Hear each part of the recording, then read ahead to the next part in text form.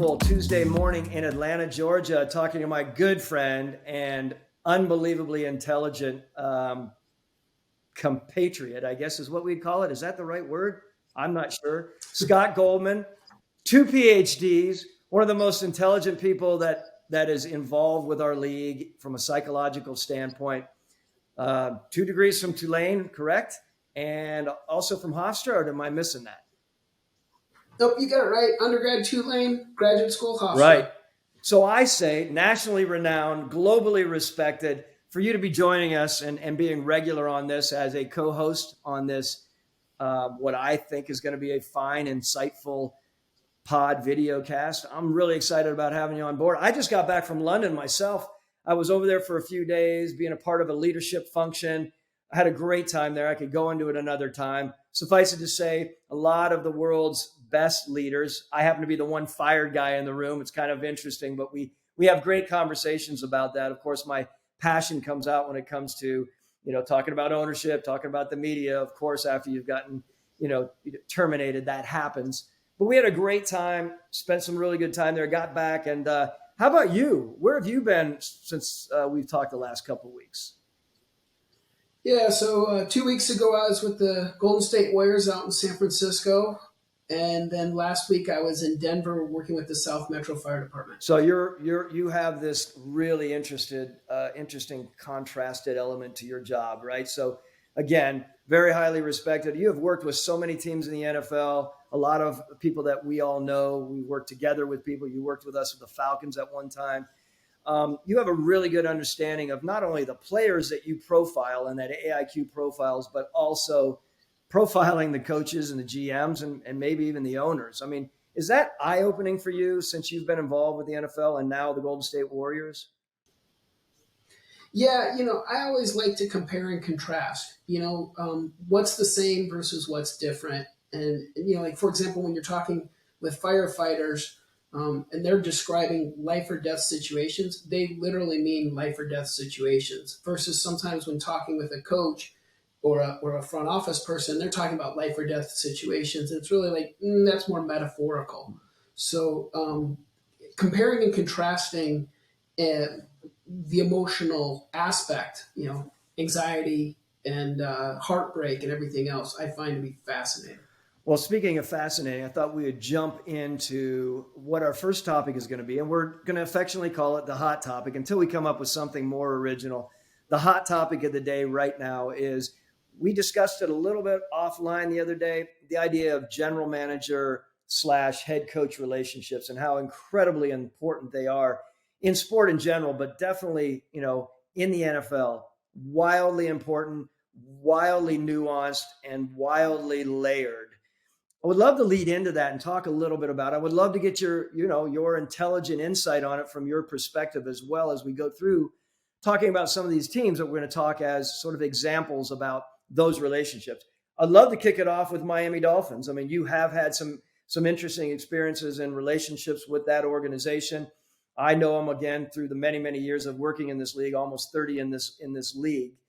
The Miami Dolphins are a really interesting relationship between a general manager and a head coach. They have Chris Greer, who's been there many, many years, probably as long as I've been in the NFL. I think we've been in the NFL almost 30 years. He's had some ups and downs over the years because he's had bosses that he's had to work with who have been some good, some challenging, some probably a pain in his ass. The reality is he's had to navigate it. Now he has a head coach in there and Brian Flores, good soul, New England guy. Chris Greer, again, longtime football guy who had New England ties. So they had a tie there. Their relationship is interesting because they have to work with each other. They know ultimately Brian Flores has the final say, but Chris Greer is a team builder behind it all. And as team builders, you have to be in sync. You have to understand each other and you have to share. Your interaction with Miami from a team builder standpoint, how would you expound on that? Well, a couple of things to also note. I love an origin story, right? And 2 points for both of these gentlemen is a lot of people don't know, but Coach Flores actually started out as a scouting intern in New England. So he's got some scouting chops. And then, Chris Greer, not only has he been a lifelong talent evaluator, but his father is widely known around the league as the guy who stood on the table to select Tom Brady. So I think both of them have this very rich pedigree. The question that I wanted to ask you, because you've been in that draft room, as have I, but the thing that I'd love to know is like, does there need to be a number one? You kind of alluded to that with Coach Flores having final roster say. Does there need to be a number one, or can two people manage a team? So this goes back to what I probably should have led in on, Scott. I think relationships are huge in the NFL. The ownership and GM relationship is really important. The head coach and the owner, the head coach and the coordinator. To me, there is no more important day-to-day sort of diurnal driven activity role and relationship as the GM and the head coach. It's really, really intricate. It's really, really important for it to operate in sync. Doesn't mean you're going to be, always on board and always on the same wavelength, but it's really important to trust and respect each other, which is something that is really complicated at times. As a number one at one time, my first stint with the Falcons, meaning that first wave of 7 years with Mike Smith, I did have final football say. Everyone needs to understand in the organization, someone, either the head coach or the general manager, has final football say, or what we call 53. 53 basically is just saying that in the very end, the very last pick of the roster comes down to the head coach or the general manager, depending on how it's played out. And that's really important. But most people who have those relationships, like I did with Mike Smith in the first 7 years and the last 6 years with Dan Quinn, we had an understanding that 99.9% of the time we were going to be in it together. That's how we understood that. We talked through things and we came to an agreement. But ultimately, someone has to have the final say, Scott. If we don't, and you have an owner making the call, to me, that becomes very complicated and cumbersome. And it becomes an impediment for the smooth operation within an organization. So I think I know how you're going to answer this, but let's put it on record. Who should be the number one, the head coach or the GM? Well, I think it depends on the situation. I personally think that the GM should be focused on building the football team, acquisitions, trades, as well as a number of the other departments in the football operations side, and let the head coach, with his unbelievable expertise, no one can do it like a head coach, have them focused on the coaching of the players and the coaching of his coaching staff. That is especially early on. As a neophyte head coach, I believe it's really important for the focus to be in that area and let the general manager work in the other areas. And ultimately, they work together side by side on everything, even up to the point of final say. I do believe over years of experience that if the time comes where a head coach believes, I don't know, you could say, of course, Bill Belichick is different, but you could come with, you come with Sean Payton, you could come with Pete Carroll, you could come with Andy Reid, who would come to the table with an owner and say, it's of interest to me to have final football say. And I could see turning that over to someone who has shown that they are able to do that as a head coach. It adds cachet and there's elements to it. Because in the very end, Scott, the head coach knows his department, he knows his scheme, and it's very important for him to know the nuances. If they can do it satisfactorily or probably better than satisfactory, then I would say in years to come that head coach should possibly take over the role as being the final roster decision maker. I just remember Bill Parcells, Coach Parcells had that great quote, right? If I'm going to cook the meal, I should go out and buy the groceries. I think what's interesting since that comment was made, the evolution of the teams and the size, not just of the rosters, but the size of the staff has grown exponentially. So I remember a head coach once confided in me. It was for a team that did not have a bathroom in the head coach's office, which I think is a huge mistake for this reason and what this head coach revealed. He said, "Hey, Scott, why does it seem to take me 2 hours to take a piss?" And I said, "Well, you might want to get your prostate checked." And he laughed and I laughed. And he said, "No, like really, like a 5-minute walk from my office to the bathroom takes 2 hours." And I go, "Yeah, because you have staff who are going, 'Hey, coach, you got 5 minutes. Hey, coach, you got 5 minutes.'" And so I just think one of the things that's evolved in the NFL right now with you've got a nutritionist, you've got an identified team clinician, you've got a strength coach, you got a performance science, like you have a lot of people to manage, not just coaches, not just players, not just support staff, not just front office. That I think what becomes really hard is with only 24 hours in the day, these 5-minute conversations add up. And so far, what I'm seeing most coaches doing is they're staying up till 3, 4 o'clock in the morning. So they're doing this service leadership kind of mindset where they're giving the support staff all this time during the day. Then when everybody leaves the building, they go and start cutting film and developing installs and game plans till 3, 4 o'clock in the morning. And then they're making compromised sleep deprived decisions. So to your point, I think the idea of a really solidified relationship between the president, the GM, and the head coach is a key ingredient to success. So that way they can diversify the management of all of the different individuals. Well, for another, that's exactly workplace. right. Well articulated. I think for another time, we could spend an entire 30 minutes on this topic because it is really important to me. We can start talking about the selection of the assistants along with the head coach, which is massively important. It's complicated, of course, because again, if you're a final football say guy, i.e. a head coach who has final football say, and you have a GM, a president, an owner who are on one side saying, you should not hire A, B, and C, and X, Y, and Z. They're not good football coaches. They are only loyal myrmidons for you. And that becomes a very contentious topic, which, again, time for another place. Look, really, when you start talking about relationships, you can flip it over from Miami and you can go over to Vic Fangio and George Payton, the brand new general manager in Denver. They come together. They're going to have a great relationship kicking it off because it's so important. And oh, by the way, this is a really, really important year for Vic Fangio.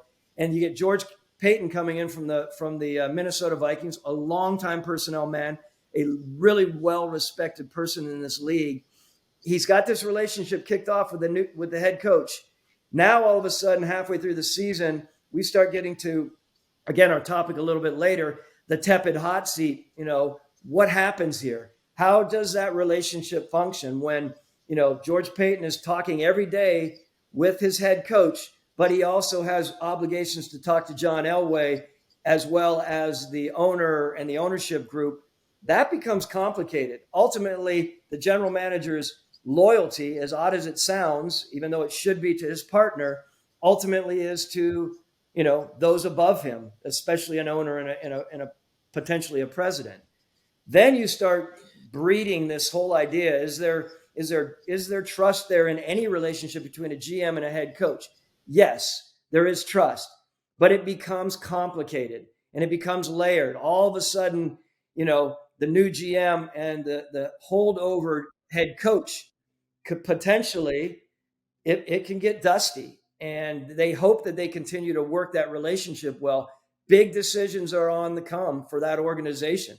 Hopefully, a very good coach in Vic Fangio will continue to coach really well and continue to pull himself up, and he and George work well together and they move into the next year. It's a complicated one. Yeah, I find one of the I call it the paradoxical trap of the NFL, which is in order to have the kind of longevity to build something great, you have to win immediately. And sometimes the things that you have to do and the decisions you have to make in the short term can actually prevent that long term kind of sustained excellence. And so I find part of this relationship maintenance between the head coach and the GM is really like, are we talking about a win now mentality to prove job security?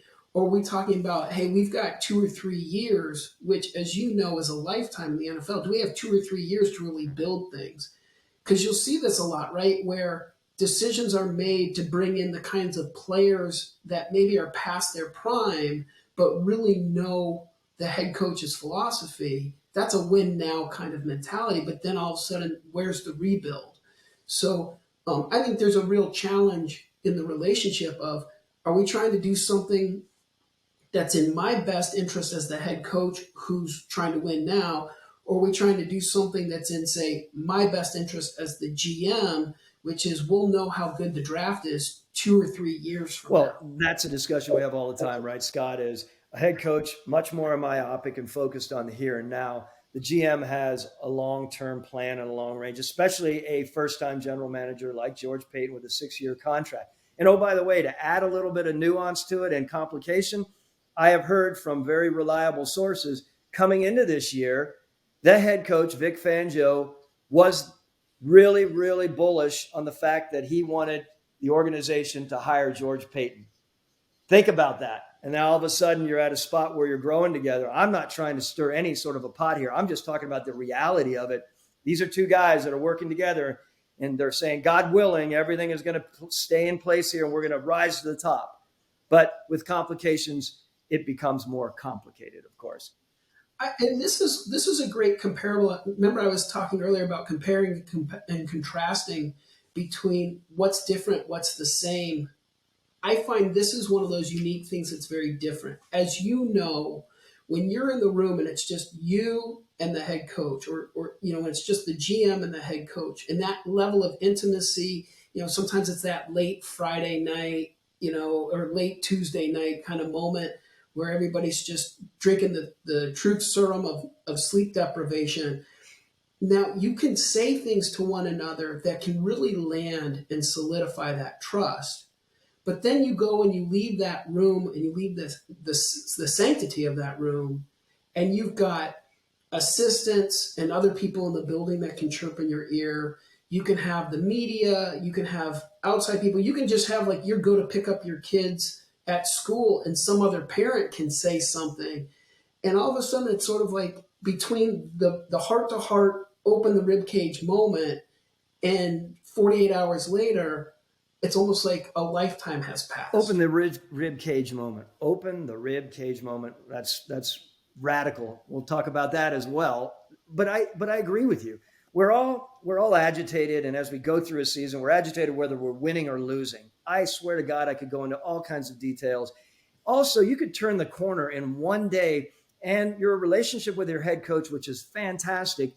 One of you may be irritated in that day, pissed off about something completely unrelated to your relationship, and you may snap back like you may do in your own partnership, your loving partnerships in this world. And then that causes a little bit of a rift. And then all of a sudden you're like, wow, I can't believe that happened. And you come back around later in the day and apologize for it and get right back on the go. Both of the guys that I worked with, Mike Smith and Dan Quinn, we both came into those relationships wanting, interesting, Scott, the very best relationship in sport. I remember saying it categorically to both of those guys, and both of those head coaches wanted that with their general manager. I thought we had really good relationships. I have a massive amount of trust and respect for them. I never left that relationship feeling that there was any sort of chicanery or any sort of behind the back elements. Of course, there were differences of opinions, which should be expected as long as you are, in this situation, man enough to understand that we're going to have things that are going to hit us right between the eyes. We have to deal with them. I'm going to spin off to the very last thing here because I think it's really important. You start talking about another relationship like Trent Baalke down in Jacksonville, longtime personnel man, a second-time general manager, gets his opportunity to be a second-time GM, which we all hope for as a GM. He gets into Jacksonville, and he pairs with Urban Meyer, an amazing coach, college football coach that is, has so many benefits. Yes, we've all been following this. I don't need to get into detail. You have a very strong personnel man, ex-general manager coming to the plate, and you have a really strong head coach in Urban Meyer. Now you want to talk about how is that relationship going? How do they communicate? Where do they develop that trust and the respect for each other when it's in the fire? I'm sure they came to the table thinking, okay, we both have strong personalities. We're going to have to navigate. Now, in the middle of all of this, in the middle of everything that went down during the season with Urban, you have a GM and a head coach who are approaching things in a very different way. Was it dividing them or did it bring them together? I would be really interested to be a fly on the wall and see if Urban did come to his general manager and partner, so to speak, and really discuss how they were going to pull out of the issues at hand. It's interesting. Like if you look at the literature on leadership, they have found that the second most successful type of leader is one that has a lot of kind of sociopathic tendencies. So sometimes people will call them infiltrators or fakers, that they have the ability to be incredibly charismatic, but then can also kind of like slit your throat when you're not looking.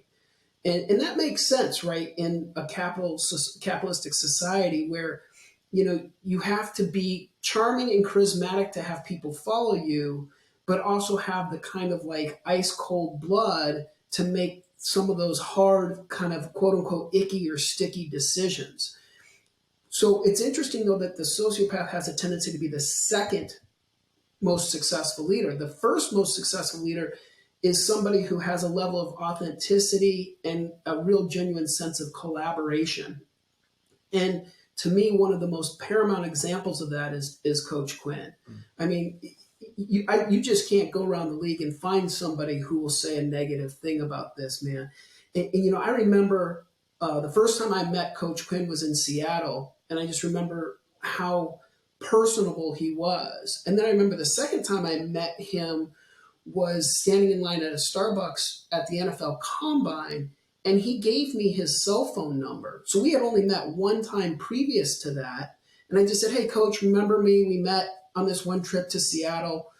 And then we had this kind of interesting conversation. It lasted maybe 20 minutes with him giving me his cell phone number. How many head coaches do you know would give a guy standing in a Starbucks line their personal cell phone number to continue a dialogue? That's exactly right. And we are speaking, just for those who don't know, we're talking about Dan Quinn, the former head coach of the Atlanta Falcons, one of the best D coordinators of our time, who just, interestingly enough, kicked ass the other day against the Atlanta Falcons. And Dan did a hell of a job. We'll talk about him a little bit later as well. But you're so right about Dan and coaches like that. I believe, and I would take it a step further, I don't think there's a player that has played for him, very, very few, would rather play for anyone else in this league than Dan Quinn after having had him as a head coach. Unfortunately, we had some mishaps along the way. As a coach, as a passionate, persevering, positive person, as a coach that way, Dan spoke to all of that. And I think he should get another chance. And I'm looking forward to watching him land that job in the relatively near future.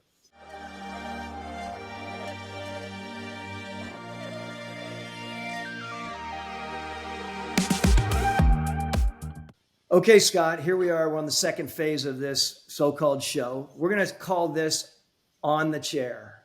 You're going to put me on the chair, and you're going to use all of your crazy and unbelievable academic knowledge and really drill into my being. So I'll kick it over to you. I think in our previous segment, you were kind of talking about being on the hot seat. And it's funny, right? Like the media tends to talk about the hot seat almost in a way of like gossipy, like, hey, who's getting fired kind of thing. I'd rather kind of go back to the tepid seat, as you would reference it. So I'm kind of curious, through your own journey, when did you first think about the idea that you may get fired?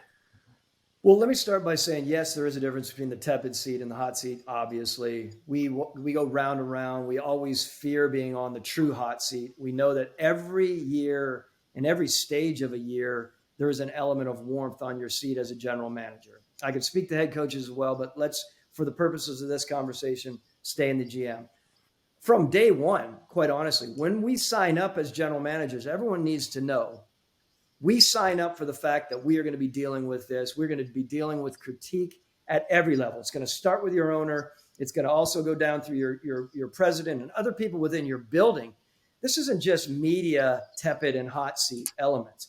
What I started realizing in those early years, when I felt I was hot from the very beginning or warm from the very beginning, given the expectations of the organization in Atlanta, I started also feeling, and they were very good friends of mine within the organization, Scott. There were even rumblings within the organization when you didn't do well from the business side or the marketing side or the ticketing side. It made their job more complicated. So you had waves of warmth within your seat and criticisms that added to warmth within your seat, not only for your wins and losses, but how it affected your organization and your teammates on the other side of the organization, as well as the media. It became complicated early on how you navigated that. So let me go back a step then. Did you ever feel safe? Uh, I did. I didn't worry about the seat. That is something that my dad taught me from day one in football in those young years. The fan base pays for it. Whatever they want, let them state their opinion. I've always believed that.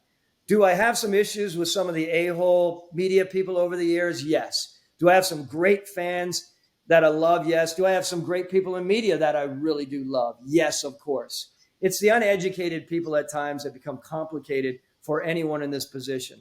I was not worried about being on the hot seat. I knew I had to win, and I knew it was imperative that I won consistently and operated consistently. I look back very quickly, those early years, there's kind of a little bit of a, shooting from your hip element. You're learning on the fly. Fortunately, for some of us in those early years, usually we say if you're able to win an executive of the year or some sort of award like that, I don't want to go into lauding myself. I'm just saying there's an element to that adds some quick cachet to your own being, right? When you start achieving early, you kind of start walking with your, even a little bit more proud and have a little bit more confidence than you did when you first came in as a little bit of an insecure transition from a middle management position to a general manager position.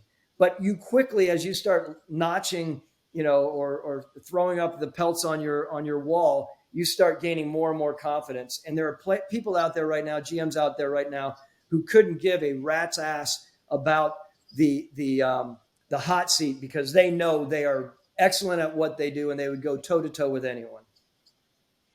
So I'm just going to go back a step because I asked the question, did you ever feel safe? And you said, hey, I just never worried about it. But that to me is different. So it leads me to the conclusion that what you're not saying is, you know what, anyone who's in this seat never really feels safe. Categorically, no. You're exactly right. I didn't answer the question. Damn me. 100%. So here's what I think is so fascinating and something that's really beneficial, not just to those inside of sport, but outside of it. When you have a job that has instability and volatility, where you never feel safe, I think a natural offshoot of that is insecurity. Yeah, I mean, I hate the word insecurity because I think it's so overused. I hate it maybe because it's something that I know we all have, every one of us, even world-renowned sports psychologists like Scott Goldman, we all have it. I understand that. I guess what I'm saying is keeping it managed and know where it needs to come out and where it needs to not. And I'm a big believer in authenticity. I want to share with the people within the building when I happen to be a general manager. I wanted to be as real as possible and let them know where my pains were and where my challenges were and where my tough times and good times were. That was important to me. Of course, I didn't share everything. I was calculated on what I did share, but it was important to me. What I would say to any up and coming general manager or middle management person striving to be a GM is, get ready because it will be a barrage. There will be so many things flying your way. You have to understand. I'm a big believer, Scott, as much as maybe I don't seem like it. That idea of a piece of driftwood floating down that rapid water, those rough waters, wherever it may be in the world, I think that is really, really important to not fight everything and be rigid off of everything, but understand that it's going to come back into sort of that really smooth water area. But there will be rocky times. And if you can't deal with those rocky times, those hot seats, those tepid seats, the criticisms, then this job was not made for you and you won't survive long. I feel humbly proud that I was able to last double-digit years in the NFL. Would I love to do it again? Yes. Was I pissed off when I got fired? Hell yes. That's the competitive side to me. And everything that Arthur Blank did for me, I appreciate. And I love the man for what he provided for me. But on that day that I got fired, that was a complicated wave of emotions for me. And they were tough because I started thinking, yes, I understand at a bigger level, but it was tough. And I've I've navigated right now and managed over a year plus, Scott, to deal with those emotions. You understand dichotomous emotions. One day I feel great. Yesterday, I literally took my new motocross bike up. I bought my son and myself motocross bikes to completely, they say be excited and what do they say? Do something that scares you every day. I mean, I got myself a badass motorcycle that I was out on the trails yesterday, not like a motorbike, and I was pressing myself. I was pushing myself, getting myself ready to take my son up there. The reason I bring this up is I had to escape the Monday mornings that were such an important part of my life as a general manager. I needed to get away from it. I needed to go up into the mountains of North Georgia and immerse myself. Otherwise, I would have been dwelling on it during the day. I still haven't come to the agreement and the understanding of this is going to be nice and smooth and I'm fine. It was my way and I don't want to get back in. Of course, I'm competitive. I want to be back in a seat. I want to be directing. I want to be leading. That is important for someone who has that naturally, I think. You'll see this, I think, in a lot of domains like the military and other folks and other career paths where I think the best way I can explain it is it's kind of like water's wet, grass is green, and this is just where I'm supposed to be. So that, I think there's some people who want to be, say, in the NFL because they feel like that's the pinnacle and everything else. But then I think there's other people like yourself who you've shared with me, hey, you started out by chalking the field and stuff. Like you've done this your whole life, your father, everything. So that I almost get the sense there's this idea of like, yes, water's wet, grass is green. Thomas Dimitroff should be in the NFL. Is that what you're talking about when you talk about the discomfort on the Monday and needing to kind of bounce out and go motorbike? Yeah, I would say that's what I'm talking about. As much as I want to say, hey, maybe it's time, maybe it's been 13 years plus almost 30 years in the NFL, maybe it's time for greener pastures, new, exciting opportunities and ideas. And I've had some interesting offers along the way that are very interesting to me. But it was really interesting. I came to a spot watching Alex Anthopoulos and the Braves, Alex being the GM for the Braves, and was watching as that series was traveling along. And I was thinking, wow, this is exciting. That day, in that moment that they won the World Series, I said to myself, wait, why am I trying to convince myself otherwise? You're damn right. I want to be back in a situation where I am leading, creating and constructing a championship team. Now, I could say that's either a championship team in sport or in business or whatever it is. But I keep trying to tell myself it really doesn't matter. Let's make it a broad, scope, Scott. It keeps coming back to, if I'm being real, yes, of course, I would love another shot at building a Super Bowl team. We came up, a quarter shy, run, potentially, kick short of winning a Super Bowl. And there's no way I'm ever going to lose that throughout my entire life. What are the advantages of having a GM who's been fired return to the league? Well, I think, look, the benefits of that, there are a number of them out there. This is, put me down the list on them. There are guys like Jerry Reese and Rick Smith and Scott Pioli and man, I could go on and on about these former general managers who have, again, double-digit years in this league and have an unbelievable amount of intelligence and insight. They learn from their mistakes. Doug Whaley, for instance, who was at Buffalo, really intentional. Rod Graves, who now is in charge of the Fritz Pollard alignment. These guys are all really talented football people. And I would say this, most everyone who gets a general manager in this league, but for some, Scott, their background is evaluating talent. And every one of these guys think that, and they probably can go toe-to-toe with anyone as far as evaluating. There's a whole other element of being a successful GM, and that is making right decisions. Your coaches coming together, everything has to work together. So the guys that come back with all of the experiences, the ups and the downs, the good and the bad, the challenging and the easy, those people are unbelievably invaluable to this league. To say that one time and only as a GM versus head coaches who maybe get 2 and 3, that's an atrocity to me. There is so much intelligence out there that is not being used, I think, from a lot of these men out there who are really, really experienced and will help and improve. How many organizations, corporations or businesses don't bring back the people who have learned through their good and bad times? To me, it doesn't seem logical. So let's kind of bring this full circle, because I think this is one of the things that's very unique to the GM spot. You'll never feel safe, you'll never feel secure. But compared to, like, say, a head coach who can go, all right, if I get sacked, I can go grab a DC position somewhere or an OC position somewhere and ultimately maybe get another shot. I mean, look, Bill Walsh, Bill Belichick, like we can make a laundry list of coaches that were actually better on their second and third times. GMs don't have that. So now all of a sudden, you've got the slings and the arrows being thrown at you from outside the building. You've also got the slings and the arrows of people who might be playing a Game of Thrones inside the building. How do you said you like to keep it real and you like to be really truthful and honest. Like, how do you have a leather skin? How do you have that kind of like reptilian blood to manage all of these attacks, even from inside the building, when this might be your only shot?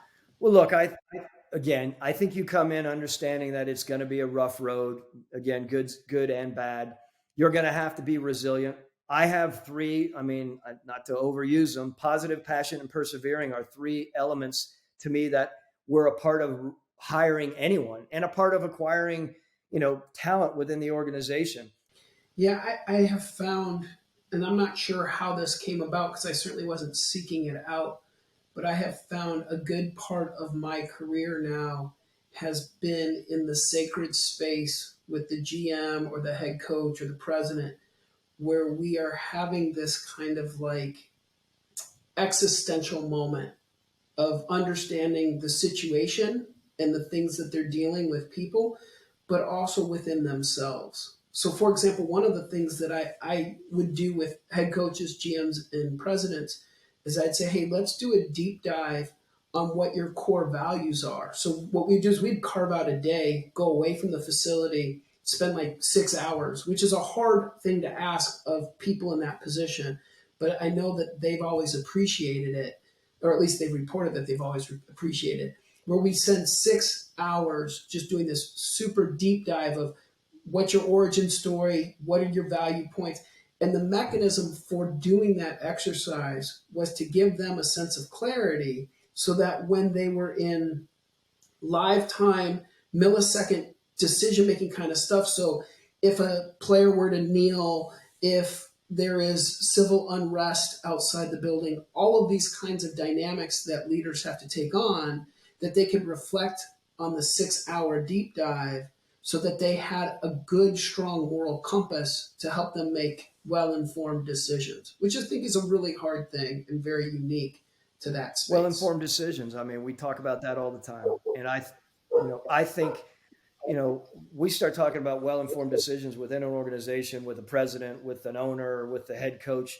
We get together as the upper level of the football operations side of an organization.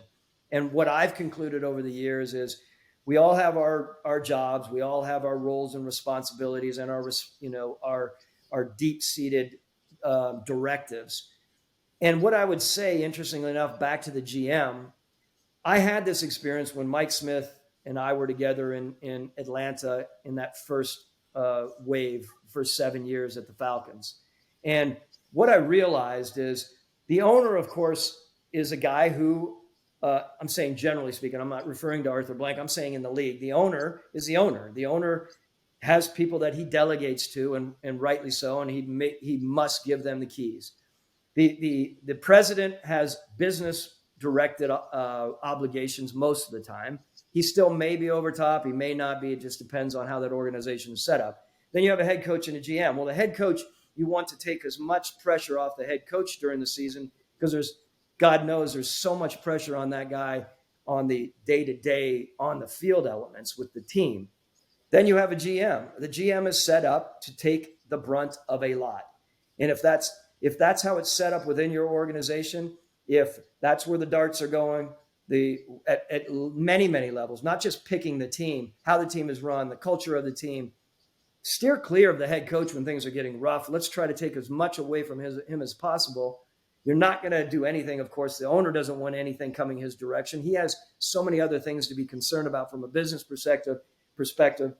And then you have the president, who there are many, many reasons why the president isn't involved. And while they are not taking darts, they are dealing with their own issues.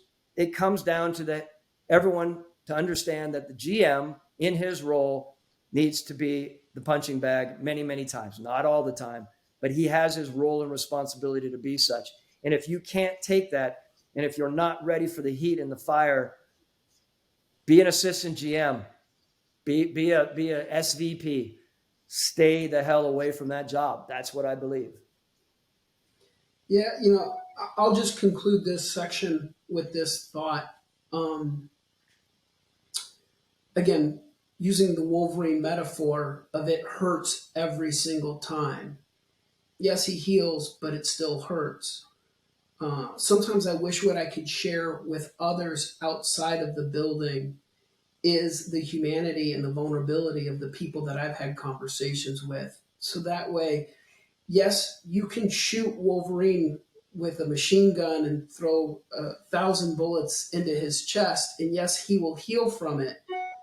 And yes, he will feel a tremendous amount of pain. And therefore, I wish I could tell more people, just because you can take shots at a GM doesn't necessarily mean you should, and it doesn't necessarily mean it doesn't sting. That hurts, and he's a human being too. So I appreciate this section. Thanks, Great. Thomas. Thank you, Scott.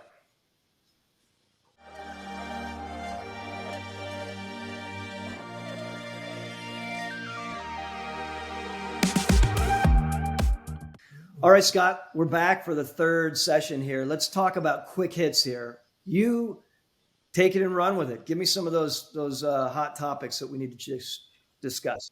All right, just thinking about what's going on around the league. Here's something we saw. We saw some of the worst teams beating some of the best teams repeatedly, record-wise. So as a GM, how do you make sense of this year's parity? This year's parity, in my mind, is unbelievable. It's up and down. One team's winning, next team's losing, and it switches. Players are switching from one team to another, getting injured. What to expect one weekend from another to another weekend. As a GM, all of that adds to the stresses because you're not sure how your week's going to go or your month's going to go, or whether, back to our point earlier, whether you're even going to have a job after this crazy up and down roller coaster ride of an NFL season. It does not make you the calm, even keel general manager. I'll tell you that's one thing.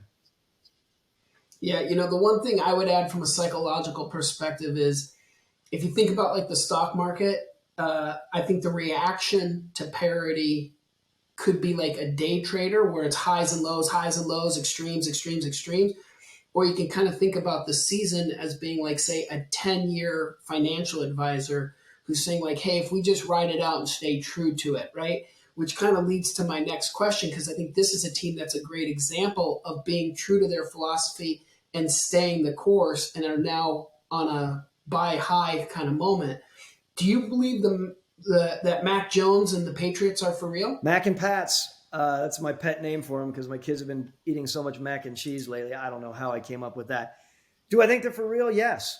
I keep coming back to the fact that this quarterback came from a program that was so established in Alabama. He comes to another ultimately historically established program with not only one of the very best coaches in the history of the world, yes, but also one of the very best offensive coordinators in the history of the world. Josh McDaniels is magical, I think, and genius-like in how he takes the talent that he has and puts it into effect. He's done it with this new quarterback. They have done it, Bill and company there. And I love watching him. There's consistency. There is calmness. And I love that in a coach that needed it more than anything, the Patriots needed. And they're on their way back. And I think they're going to be a force to be reckoned with as long as they continue to play their game. One of the coaches that shared some inside information for me that always resonates, they said the real secret to the Patriots dynasty and Tom Brady's excellence was the fact that Tom Brady bought into the system, right? The guy could put 500 yards and 5 touchdowns anytime he wants, but instead did situational awareness football that is the New England Patriot way and would just do a great job of converting on third down. And what I see in Mac Jones and what I'm hearing from inside that building is that guy has bought into the system. Completely. All right, moving forward and kind of related to that, right? Has Aaron Rodgers lost his cachet? Well, look, Aaron Rodgers, we've seen the ups and downs of Aaron, as far as a personality, even way back when he didn't get drafted as early as he wanted to. I remember him, completely in my brain in those early years. And then he finally gets his starting job and he rises to the occasion and he's one of the very best.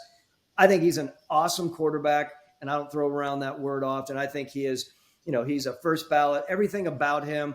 When it comes to his personality and people following him, I felt like everyone was behind him on what was going on with the Packers and Brian Gutekunst and, and company and how they were dealing with things.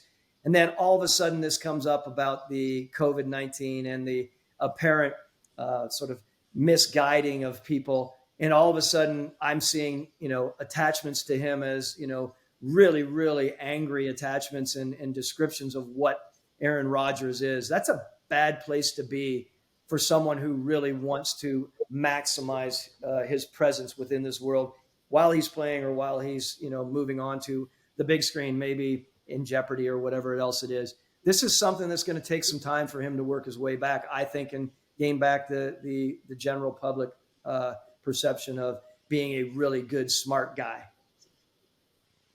In psychology, sometimes we'll talk about human beings being like icebergs, that, what you see above the water is maybe this much, and what you see below the water is this much. I think this is a complicated situation and a bunch of people who are complicated within the situation. This to me is just an iceberg scenario. Next question I had for you was, given what's going on with Coach Gruden and his situation, have you ever dreamed of suing the commissioner? No, never have. I think I alluded to it earlier. I have this interesting sort of wave of what my being is. I definitely am left of middle. I have a liberal side to me in certain elements, and yet I have a very, very firm grasp of sort of hierarchical understanding. And I believe that you do things the way you are to do them, and you are a good soldier. Doesn't mean you can't have opinions. I get it. But man, when you step up and do something like this against the grain, this is a big thing. Now, the interesting thing is, the last time I feel like this happened, I'm sure there were other times, but this came back to, the silver and black of the Raiders when Al Davis was, suing, I believe it would have been Rozelle, right? I think all of the battles they had. I mean, John Gruden probably feels that he's not back in this league in the future. And I'm sure he concerns himself about his son, who's a really good strength conditioning guy. He thinks about what's next. This is a complicated move for him to step up and say, screw this. I'm going straight between the eyes. We'll see what happens. And then let's end on a good note, on a positive note. Final question for you. What did you make of Coach Quinn's game ball after the Cowboys beat the Falcons? And that just warmed my heart. I loved watching the game. Again, I have to be careful here in town because I'll walk down the street and someone's going to be throwing eggs at me that I was cheering for the Dallas Cowboys. More specifically to Dan. I mean, Dan came in there and he had it rolling. He knows Matt Ryan and he knows this football team inside and out, and he knew how he wanted to approach it. He got Matt on his heels whistle one, and he kept going. And that team they were just on. It's really tough for me to hear everyone complaining about Matt because I still think Matt can win a Super Bowl. I still think Matt is the guy to grow with while you have another quarterback that's coming in. I do believe that within the organization. And I'm not necessarily saying it's Rosen, of course. I'm saying there is a time. But Matt finished the game against New Orleans as one of the best ratings he's ever had. And it was a fantastic game, and turn around and have a 21-point-something rating after this game. The ups and downs of this league, back to parity and when things are rolling and when things aren't, it's about enough to, again, pull your head off at times.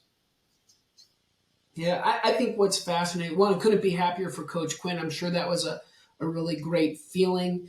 I think there is this paradox and complexity of, I got to imagine Coach Quinn had some authentic and genuine care for some of the people he was playing against, and yet still wanted to beat the organization that let him go. And so, isn't that kind of interesting where you might want to beat the logo, but not the man Oh, wearing there's it? no question. I want to last thing on that. I was so happy for Dan watching him up in the booth, where he was in his comfort spot. He is an amazing defensive coordinator. And back to what we were saying earlier, he's learning along the ways of what next, when he gets his next opportunity, is going to be adjusted and changed.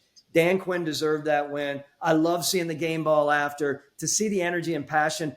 Harkened of days when I was in our locker room when those players loved Dan. There was, again, I don't think there were any players in that locker room who weren't cheering him on and behind him, given his authenticity and his true love for those around him on his team and his coaching staff. It was really cool to see. No, that's great. All right. That's all I got. Thanks. Scott, you did a hell of a job today. I appreciate you navigating through it all. And thanks for co-hosting with us. And let's kick it off next week with some other really cool hot topics and interesting approaches. Thank you very much. I appreciate it, Scott. Yeah, I look forward to chopping it up with you, Thomas. Thanks for the See you, time. bud.